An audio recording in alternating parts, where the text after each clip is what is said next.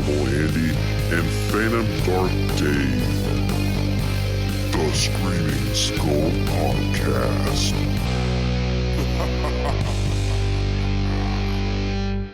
What's up, everybody? You're listening to a brand new episode of the Screaming Skull Podcast. We are your hosts. I'm Phantom Dark Dave. And I'm Abnormal Andy. And Andy, we literally just came off the heels of a sci-fi horror themed episode where we spent some time dealing with horror on Earth, and we got to talking and we said, hey, let's pack our bags and let's leave Earth, but let's just stick with the sci-fi horror in space. Yeah, screw this place. We're going to outer space. Screw you guys, I'm going home. Oh man, sci-fi horror is so fun. And it when you get into this category of like Earth being invaded or us like invading other planets and stuff, you find out there is a plethora of these kind of movies out there. Oh yeah, for sure. And when you think about like space, space is already kind of scary. There's no air. You can't really get away from it, and no one can hear you scream. I knew it. I Oh, was waiting. Hey. but yeah, no. And this is like being in it, like the outer space setting is the perfect blend of sci-fi and horror, which is kind of like in our wheelhouse, I feel like. And it just really creates some interesting scenarios. You have anything from slashers in space to cosmic kind of H.P. Lovecraft horror. Then Yep. you have just like sci-fi gone wrong, where maybe it's just like nothing necessarily supernatural, but there's just some technology gone wrong or something like that. I think that's so. There's a lot of different things you can do in space. Yeah, and I'd say there's a lot of movies that fall in that weird category of like, is this kind of a thriller? Is this a straight up horror movie? Or is this like more than anything a sci-fi movie that has like horrific elements in it because things have gone wrong? Yeah, yeah, definitely a fine line. I mean, It all counts though, because Andy and I, Andy was like, "So what do we include in this?" And I said, "Okay, hear mhm. me out. It's got to be sci-fi horror, yeah, and not on Earth." And he's like, "And that's it." And I'm like, "That's it, man. It's fair game. It's open game. If your whole movie takes place on a planet or a spaceship or in space among the stars, it counts."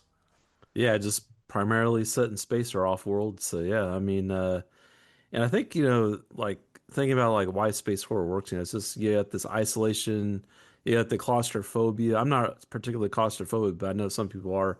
So like Yep. if you're on a spaceship, you have these like narrow passageways or whatever you're having to make your way through. But and also there's the unknown, right? Because we don't know what's out in outer space. So you have this kind of You know mystery. why? What's that? You know why What's we that? don't know? Why is that? Because we've never been to the moon, Andy. That's why. Oh, not even. Oh, Hey, ooh. it's funny. I was thinking about this is the perfect time for this episode because we just had the Artemis go around the moon. Uh-uh. Well, according to Nat, that's what NASA says, but Dave obviously doesn't believe that. Dave has no inside information, therefore I say it's not true. No, I just love to argue, but no, you're right. The timing is pretty good. So, Yeah. we didn't come up with any horror news or anything, and we didn't come up with Nah. any sci-fi news or anything. So, if screamers out there are like, man, just get to the top five, the good news is, well, we are. And so, Andy, as traditional, top five, one honorable mention. Do you want to go first or second? Sure, I'll go first. Then blast off. So, so my Thanks.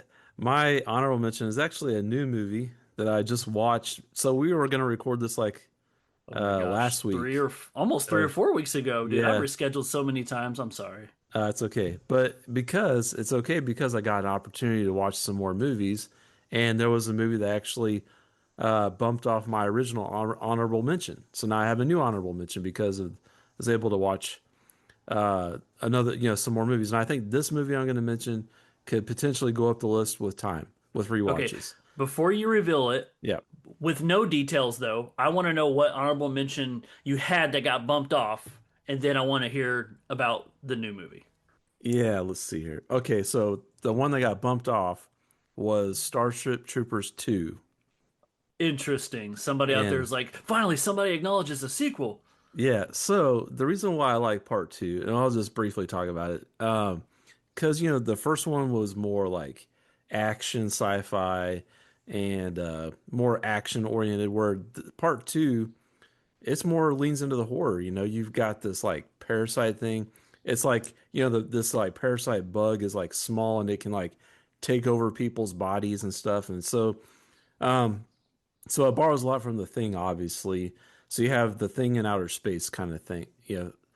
Body Snatchers in outer space. So I really like that installment because it leans more into the horror, it's darker, and just the whole body snatcher aspect is something that I really like. So that was my original honorable mention, which got replaced by this new movie that I just watched, and I knew about this movie, and I was like, man, I really want to watch this. I was really wanting to watch this for this episode, and it's Creature from 1985. Awesome. Kick likes that And movie apparently. yeah, so this one is it's kind of like obviously it's kind of like it's not really held in super well regard, but whatever. But it stars it has some It's an recognized. 80s movie. How could it be bad? Yeah. One of the stars, one of the actors is the dad from Ferris Bueller's Day Off, so that's kind of a cool uh Awesome. Easter egg. And also it has the infamous Klaus Kinski, Oh which yeah. Nosferatu. yeah. And he's just known for being kind of a wild person, like being like not really being somebody you can control, like if you're Maybe like a hard to director. work with. Exactly. And you could kind of see that there were some scenes where he got a little shall we say handsy with with Hey, another actress, and it wasn't like scripted either, I don't think. But this is so basically this is directed by William Malone, and he directed House on Haunted Hill, the remake in 1999. sweet. He directed Fear.com in 2002, Possibly and sweet. he also did a little known 80s movie called Scared to Death. And this is like it kind of reminds me of Chud a little bit. It's like a sewer monster kind of movie. And that came out in 1980 before Chud, so it could have inspired Chud, who knows. But yeah, so this guy, he's already got he kind of already had his chops in like creature features and stuff like that.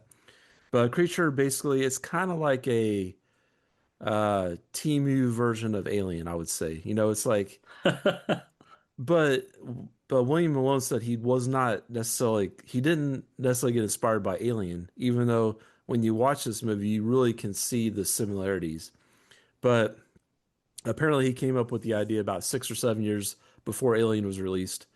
With like the script or the idea. I don't know. Anyway, he said both him and Dan O'Bannon were both big fans of uh crap.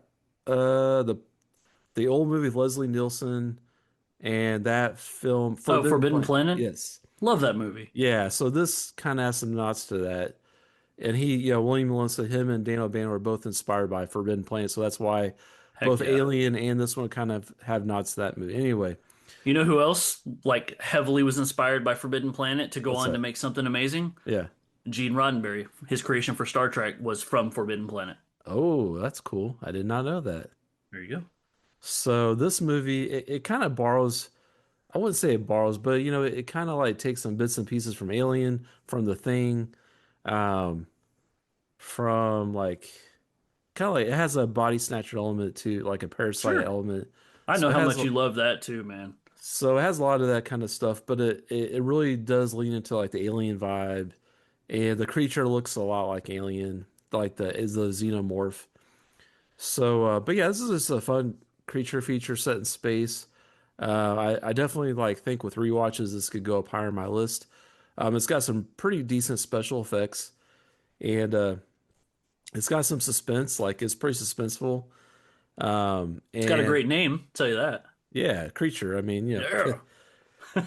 it's got some really cool cover art. I don't know if you've seen the I've cover seen it. art. Yes, the Yeah, cover art. this is one of those movies I saw in the video store when I was a kid. I was like, man, looks really scary. But the cover art's really cool. So anyway, that's my honorable mention. That's awesome. This movie was on my list to watch and I never got around to it. And so now I'm excited to check it out because I think this one's on Tubi, right? I believe so. Yeah. Yeah, if not Tubi, then like Pluto or Plex, one of those. Yeah. But man, gosh, yeah, I even watched the trailer and wrote it down. I had a list of like 15 movies because when you think about like horror movies in space, there's kind of a handful that like people automatically think of that, well, no Hmm. surprise, will definitely pop up in conversation today. And so you try to challenge your list by going outside the norm. And this was a movie that, like you, I don't like you said it wasn't well regarded, and for me, it's like I had no one really talked about it, and so now it's exciting to know there's a reason I need to watch it. So good choice, and I think it's hilarious about what did it replace? Oh, Starship Troopers 2, and I'm like, what? That's awesome. Does Starship Troopers 2 does it have Casper Van Dien in it at all? I don't think so. I didn't think so either. Okay. A side note about William Malone. Um, he did one of the Masters of Horror movies. He did Fair Haired Child. I don't know if you ever saw that, but that was a creepy movie. I've never seen that one. I'm gonna have to check it out. Yeah, so might as well. You like creatures, so. Yeah. All right, cool, man. Let's go to my honorable mention. My honorable mention is from 1958. We're going way back, and it's from a Nice. movie called It, The Terror from Beyond Space. Oh So yeah, man. yeah, anybody that knows me knows I like this movie. I often bring it up when there's 1950s sci-fi horror talk, and I got to give love to the oldies. And so the thing is I love classic sci-fi monster movies, but so many of them they take place on Earth. So this is my opportunity to find one that doesn't and bring it up. And this one primarily takes place on a spaceship. And so this movie is really cool because it's about a team of astronauts who are sent to Mars, but then they're never heard from again. And so another group of astronauts go to Mars on like a rescue mission, only to find out there's one person who had survived.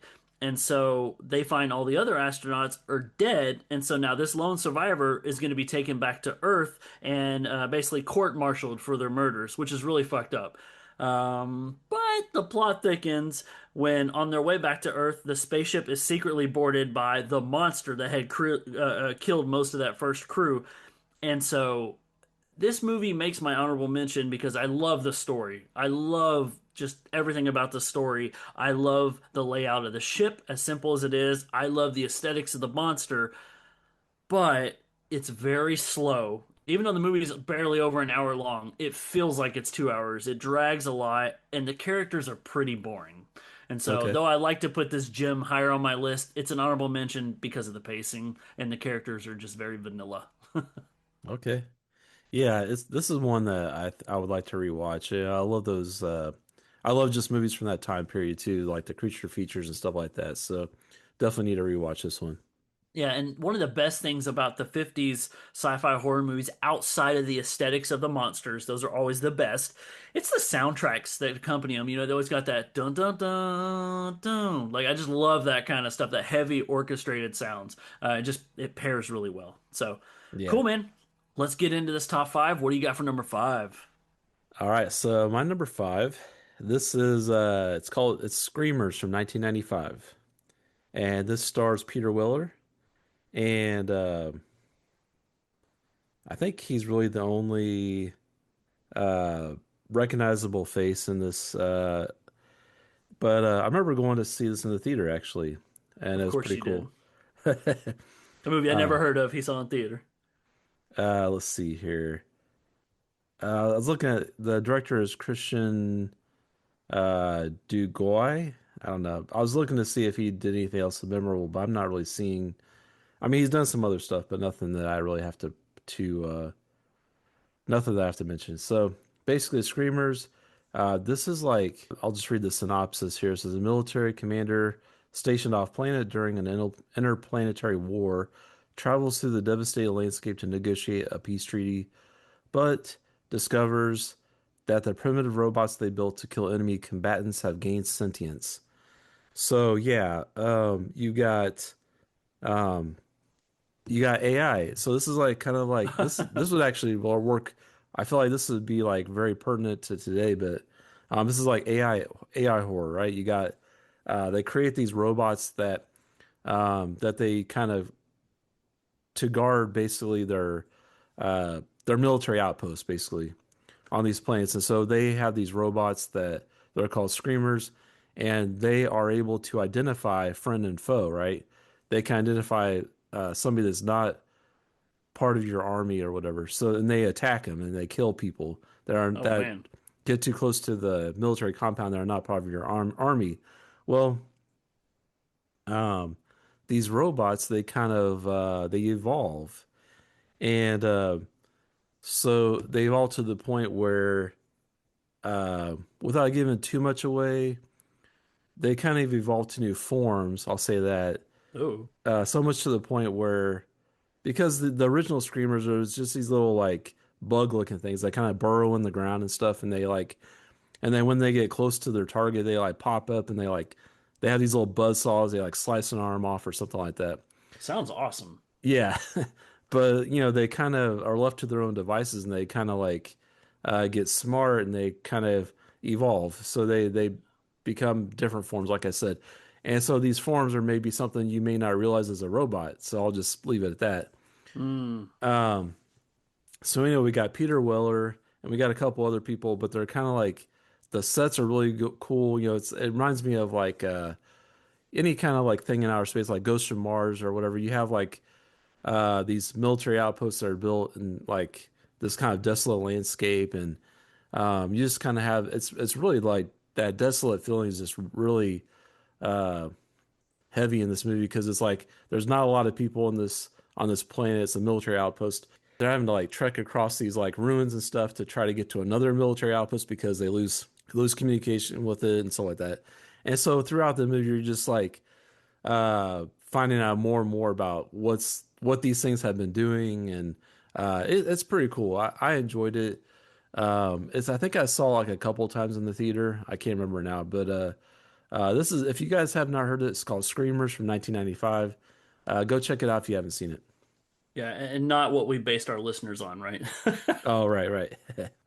Sounds good, man. I definitely want to check it out. I think I did come across it in putting together a list of movies that fit the criteria, but again, didn't get a chance to watch it. But hey, Peter Weller's in it, right? So that's pretty cool. Yeah. All right. And I was looking at kind of what you were talking about as far as the writer. I looked him up, or the writer and director. The director did do a couple of things, very action oriented, but one of the writers, there's like three people credited on this movie. Did you see his name was Philip K. Dick? Did you see that? Oh, that's why I was going to mention that. So yeah, Okay. this was based on a Philip K. Dick novel called I think it's called what is it called? I can't remember now what it's called, but Very anticlimactic, dude. it which I've actually read the short story and it's pretty cool too. So Okay, see, well, we were bringing it up for two different reasons. I didn't know yeah, you actually knew who the writer was. I was just kind of taken by his name. So say his name? Philip K. Dick. You may not. Uh, so That's the immaturity. if people are not aware or familiar with him, he's basically a science fiction author. He's wrote some other short stories and some novels. He wrote the short story that Total Recall was based off of with Oh, Arnold wow. Schwarzenegger. Yeah. He wrote the story that Blade Runner was based off of. So yeah, he's done Holy some things. moly. Yeah, Okay. He's well established then. He's no Ray Bradbury, but damn. yeah. Okay. That's awesome, dude. Cool. I mean, so far, I love the way your list is going. May not get the typical ones. We'll see. All right, man. My number five is from 1992. It's called Skinheads in Space. You ever heard of it? Whoa, no, I've never heard of this. Oh, so you probably know it for its other title, Alien 3. Oh, okay, there you go. All right, so here's where I start to make people mad. So, I know there's a massive fan base of the Alien franchise, and I also know that Andy, you're one of them. I am not, and I say that because I do like the Alien franchise for what it is.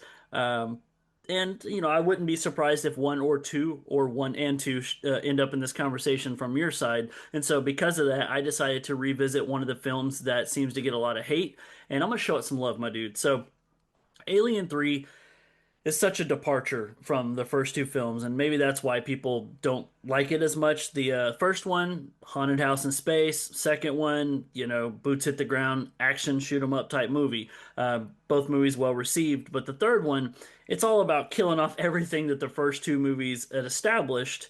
And they send Ripley to a maximum security prison planet that's full of murderers and rapists who all haven't seen a woman in 10 years. So I'm like, okay, who thought this was a good idea? But then to make matters worse, they throw in a xenomorph to really fuck shit up. And so this movie makes my list because it has a very steampunk atmosphere on this prison planet. And that makes for some pretty cool, like, cat and mouse sequences. But I also really like Charles S. Dutton as an actor. So the fact that he's just in this movie makes it enjoyable for me. This movie was David Fincher's directorial debut, who later went on to do movies like Seven and Fight Club, very Hmm. successful. But I know he himself is not a fan of this movie, and so he's probably in company with a lot of our listeners out there. But for the fans of Alien 3, I got your back, man. Yeah, this is such a great pick. I mean, I really like this. This is one of my favorites. I mean, there's not that many of the in the franchise, but this is one that I kind of have a soft spot for because um Don't when tell it me you saw it in theater. no, I did not. I was Okay. a little too young, but I did get the movie novelization and I read that because I couldn't go see the movie, so I wanted to read the book or whatever. Nice. So the novelization was pretty good, and so I could kind of like act like I seen it when I was talking to like the kids at school or whatever. Sure. But I couldn't no, imagine too many of the kids you were talking to got to go see it though. I don't know. There was some, yeah. Cool But parents right there. yeah, but yeah, this is a cool one. I like this one too. So yeah, I'm glad you brought it up. It's not on Yeah. my list, but yeah, Cool, man. Yeah, I know Alien 1 or 2 are super loved, and I hope that one of those make your list, if not both. And I have heard a lot of people like Resurrection's one of those movies where maybe it's divided, but 3 seems to definitely be on the side where people don't like it. And so I had seen it before, but such a long time ago on VHS. And so I was like, I'm going to revisit Alien 3. Why not?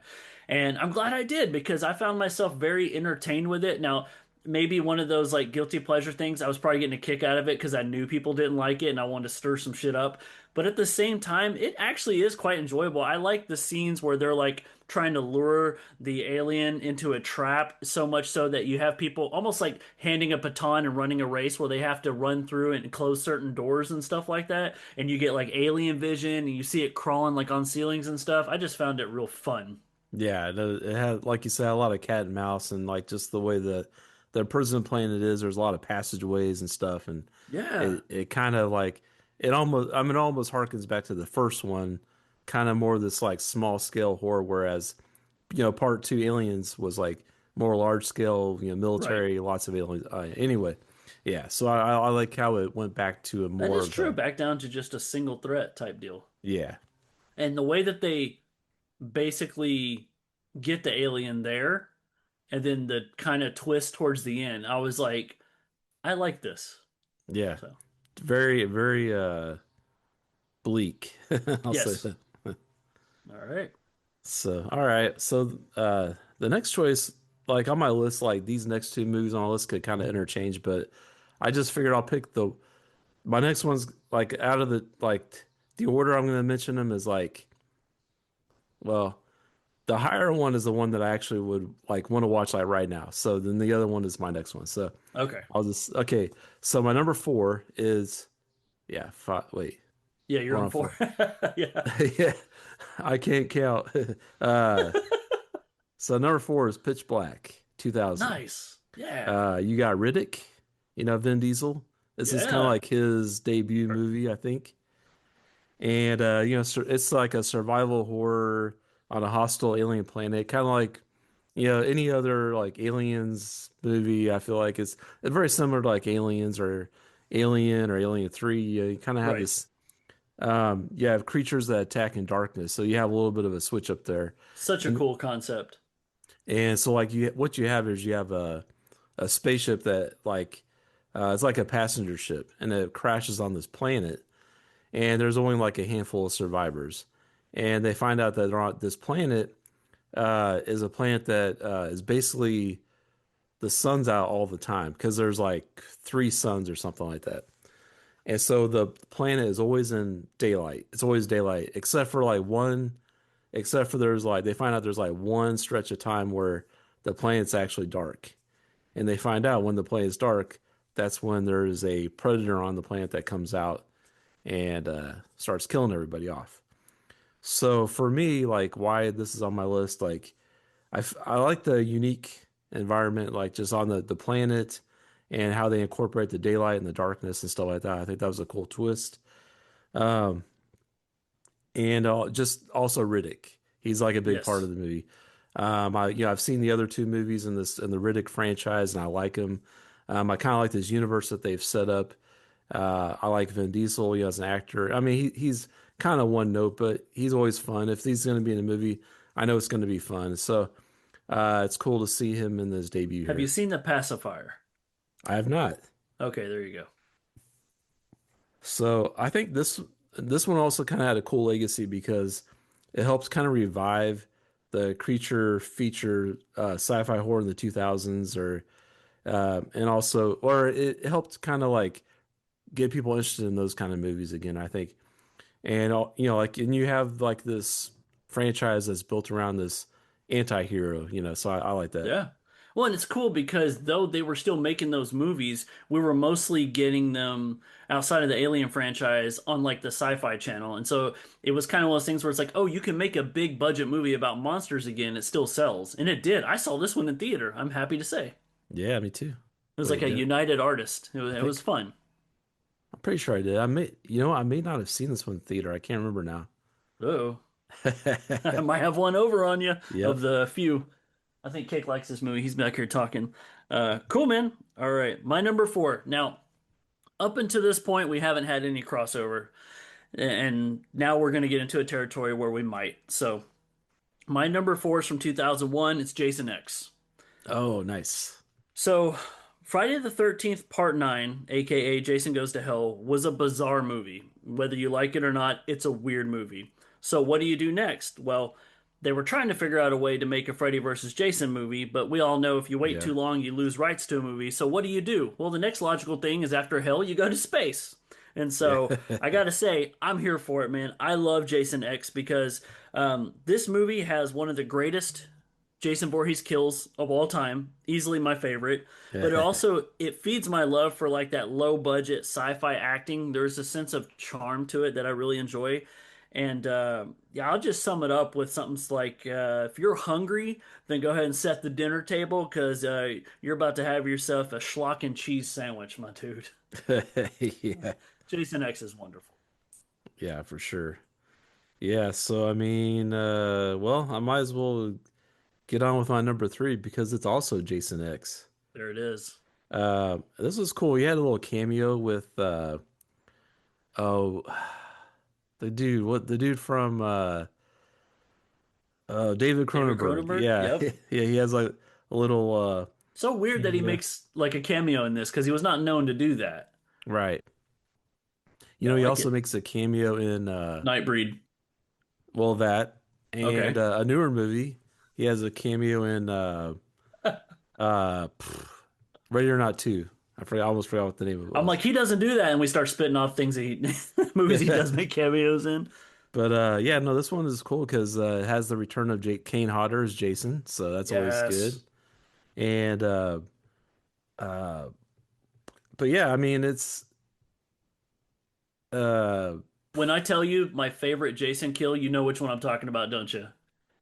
I'm gonna assume it's the cryogenically frozen head smashed into the countertop. Yes, turns Yeah, the face into a slushy. I love it. yeah. This Oh, sucks on so so many levels. yeah, exactly. The one-liners in this movie are freaking fantastic, and the acting in this movie is like a whole bunch of kids who just got out of acting school or something. It's Yeah. definitely that sci-fi TV level stuff, but for the kind of movie, it's so tongue-in-cheek. Like there's, the one you said, but "Hey, guys, it's okay. He just wanted his machete back." I'm like, oh God, so good. I think this is a cool film where it kind of marry it's like the perfect film for us, I feel like, because it kind of Hey, takes whoa, that whoa, what are you talking about? You talking about us? Now you're talking about married? Calm down. Julie is not going to be okay with this.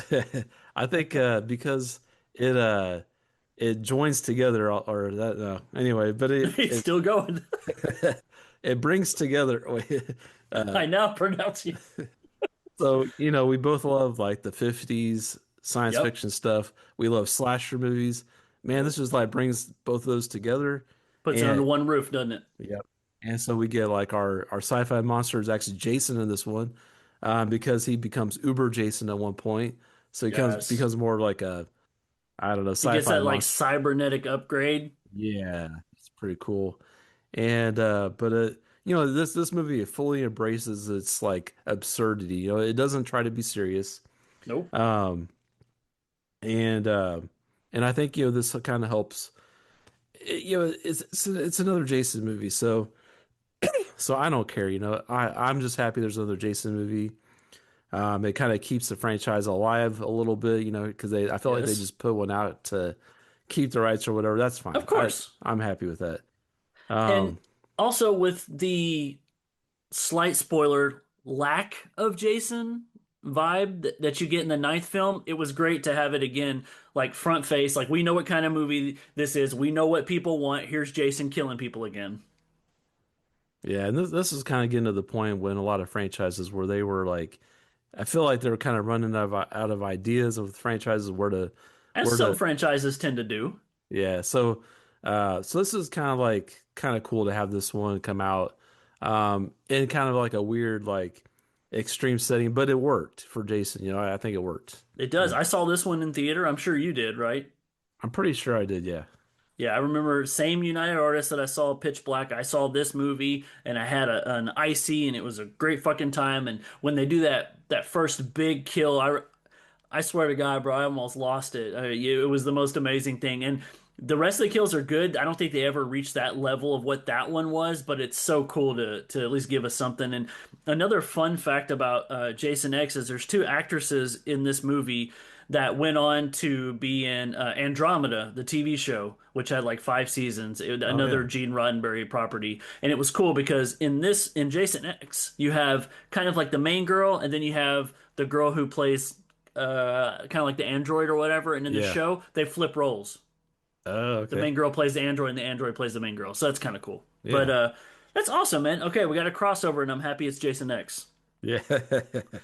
So that means it comes right back to me for my number three. And we're gonna stick with the same kind of shit here, buddy, because my number three is from 1996. It's Leprechaun in Space, aka Leprechaun 4. Oh man, I don't know if I've seen this one. I need to watch this movie. So where it's a movie you don't know if you've seen, this is a movie I've seen over 20 times easily. This movie is nostalgia at its finest. It is one that every time I watch it, I still get the same old fun feelings I got back when I watched it on VHS. It's a movie that I never owned, but I always rented, whether it was like Blockbuster or like Eckerd's Drugstore or one of those gas stations that had a VHS section. And it trends the same waters as Jason X, or instead of waters, we'll say like cargo bays. But you take your beloved boogeyman, send him to space. It worked for Jason. So Jason had to take pulls from other franchises, and Leprechaun did it first, before they did. But I'm gonna tell you something. You want to know what Leprechaun 4 has that Jason X does not? What's that? Miguel Nunez Jr., my dude. Oh, dang. Okay. Easily one of my favorite dudes in the business. And guess what? No enchiladas in this movie. Oh, that's good. And the thing that works for Leprechaun is what was working for Jason X, and it's you get your sci-fi and your horror, and it is so funny.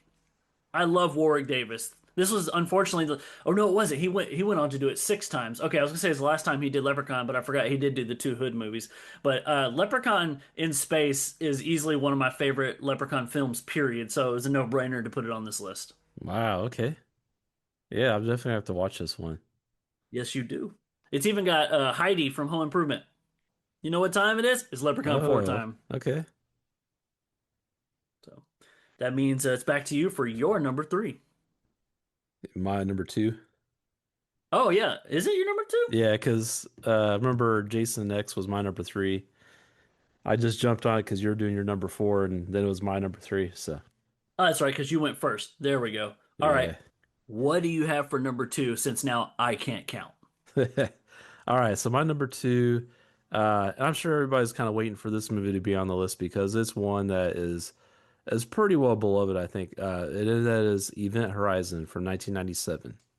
Nice. Our friend Randy, he's a big fan of this film here on Mars. Yeah. So Whose yeah, album is now, his newest album is available on Spotify. So if you haven't checked it out, The nice. Abyss Stares Back. Check it out. Yeah. This one has definitely some familiar faces. You have Lawrence Fishburne, Sam Neill, Kathleen Quinlan, Jolie Richardson, uh, Jason Isaacs, and it's directed by Paul W. Sanderson, who did all the Resident Evil movies with Mila Jovovich, however. Yeah, his wife. So yeah, so I mean, it kind of I don't it doesn't really have that feel to it though. This is more of like this kind of feels more like The Shining in space or something like that. Oh, Uh, nice. Yeah, you have totally. like you have like the kind of like the house has like a like the like in The Shining, like the hotel is like a as a presence in the movie, where this one, like the spaceship, the Event Horizon, is like Yeah, it kind of feels like an entity of itself. exactly. And so, like, if people don't know, like, the premise is like somewhere down the line in the future, they actually discover like faster than light travel, like space travel. But to do that, they have to kind of like open up a dimensional portal thing and then like go through and that's how they. But this like other dimension that they have to travel through is like kind of scary, pretty scary. It's almost like hell in a way. Right. And so anyway, so there's this ship that actually is like the first prototype ship to try this faster than light travel. And there's it's the it goes on its voyage. It disappears when it tries to go uh into like the wormhole or whatever. And then it's like many years later, and it just like shows back up again one day, and it's in outer space. So this crew has to go find out what happened. They have to try to make contact with the crew that was on there in the first place and stuff like that. And once the rescue team gets on the ship, they find out what happened, and lots of craziness happens. Sam Neill plays a great part in this. He's kind of like the main actor, I think, in this, and He's like the scientist, right? he's the scientist. Yeah, I think that kind of develops the wormhole thing or whatever. So yeah, Isn't it like the folding of ex space and time? yeah, something. Yeah, he Well, the explains it reason I like, know so much, it's my number two. oh, cool. So I just want to join in the fun. Yeah, but I mean, this is a pretty freaky movie. I mean, like I said, it's not like a monster movie. It's more like the ship itself is haunted, and you have this like, Possessed, right? yeah, it's like possessed, and you have this like gateway thing on there that kind of spins around, and that's pretty cool. I'd say And like outside of the Alien franchise, this is like the quintessential sci-fi horror movie, my dude. And it came out what like 97, so definitely prime yeah, VHS rental days. And I remember the first time I saw this, I thought this movie was pretty damn scary. yeah, I think it's a reason why I didn't give it many rewatches is it scared me. and then a lot of the scares were like in scenes that were just like a split second long, like at the end there, they have all these like cut scenes of like Yep. images. They're like, oh, what did I just see? And Yep. very much like a hellscape type thing, or like almost like Hellraiser type stuff going on, and like kind of gore and things like that. Um, so yeah, this one definitely sticks with you. Like I remember the first time I saw it, like yeah, after I got done watching it, I was like, wow, that was freaky, and this is one if you're like a hardcore horror fan. This is like super serious. This is not like sci-fi comedy or anything. This is not like a typical movie that we might talk about. I don't know. This is more like this is a kind of like a heavy hitter when it comes to like sci-fi horror. It really is. And I love the concept too. It's kind of similar to my honorable mention when I talked about, like, oh, the ship went here and then was never heard from. So then they go find what happened and they find the survivor or whatever. And in this case, the Event Horizon is the name of the ship that got lost. And then 7 years later, it returned. But what did it bring back from that dimension you talked about? And I like the way you talked about, like, the hellscape of it because it is a hellish vision. And I love. I mean, what's not to like? You got your horror, you got your sci-fi. Oh, let's add Satan. Okay, let's do it. Yeah. It just gets more metal from there. Definitely a heavy hitter in this genre and subgenre, and it streams for free. So if anybody hasn't seen it and you want a nightmare, go watch it. Yeah. Andy, that means we're down to number ones, man. I can Yeah. only imagine what's on your list. What do you got for number one? Well, if anybody's been keeping track, I'm sure a lot of people could probably guess what my number one is. Hellraiser It 4.